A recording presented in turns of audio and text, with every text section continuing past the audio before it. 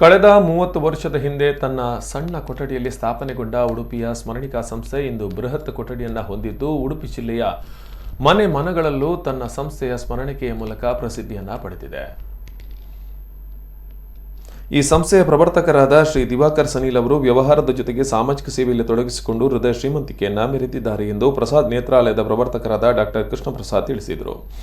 ಅವರು ಆಗಸ್ಟ್ 15ರಂದು ಉಡುಪಿಯ city bus stand ಬಳಿ ಇರುವ ಸ್ಮರಣಿಕಾ ಸಂಸ್ಥೆಯ 30ನೇ ವರ್ಷದ ಸಂಭ್ರಮದ ಪ್ರಯುಕ್ತ ಆಯೋಜಿಸಲಾದ ಗಿಫ್ಟ್ ವಸ್ತುಗಳ ಮಾರಾಟ ಹಾಗೂ ಪ್ರದರ್ಶನವನ್ನು ಜ್ಯೋತಿ ಬೆಳಗಿಸುವುದರ ಮೂಲಕ ಉದ್ಘಾಟಿಸಿ ಮಾತನಾಡಿ ಸಂಸ್ಥೆಗೆ ಶುಭ ಹಾರೈಸಿದರು. ಈ ಸಂದರ್ಭದಲ್ಲಿ ಇನ್ನೋರ್ವ ಮುಖ್ಯ ಅತಿಥಿಯಾಗಿದ್ದ ಬಡಗುಬಿಟ್ಟು ಕ್ರೆಡಿಟ್ ಕೋಆಪರೇಟಿವ್ ಸೊಸೈಟಿಯ ಪ್ರವರ್ತಕರಾದ ಬಿ ಜಯಕರ್ ಶೆಟ್ಟಿ ಇಂದ್ರಾಳಿ ಅವರು 2023ರ ನೂತನ ಡೈರಿಯನ್ನು ಬಿಡುಗಡೆ ಮಾಡಿ ಸಾಮಾಜಿಕ ಕಳಕಳಿಯ ಜೊತೆಗೆ ಉದ್ಯಮವನ್ನು ಪ್ರಗತಿ ಪಥದಲ್ಲಿ ಕೊಂಡೊಯ್ಯುತ್ತಿರುವ ಸಂಸ್ಥೆ ಇನ್ನಷ್ಟು ಉನ್ನತ ಮಟ್ಟಕ್ಕೆ ಇರಲಿ ಎಂದು ಶುಭ ಹಾರೈಸಿದರು. ಈ ಸಂದರ್ಭದಲ್ಲಿ ದೇಶದ ಅಮೃತ ಮಹೋತ್ಸವದ ಪ್ರಯುಕ್ತ ನಿವೃತ್ತ ಯೋಧರಾದ ಶ್ರೀ ಸುಭಾಷ್ ಭಂಡಾರಿ ಬೈಲೂರು ಇವರನ್ನ ಸಂಸ್ಥೆಯ ವತಿಯಿಂದ ಸನ್ಮಾನಿಸಲಾಯಿತು.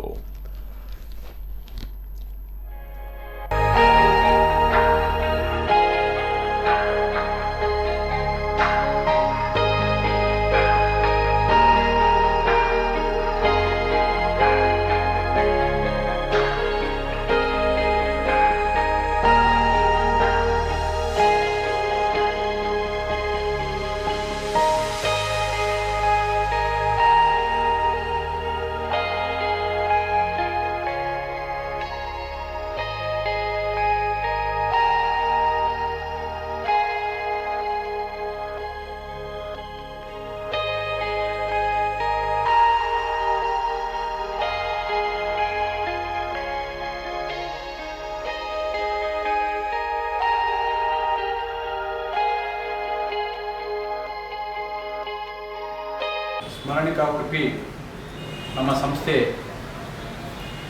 30 ವರ್ಷಕ್ಕೆ ಇಂದು ಪಾದಾರ್ಪಣೆ ಮಾಡ್ತಾ ಇದೆ.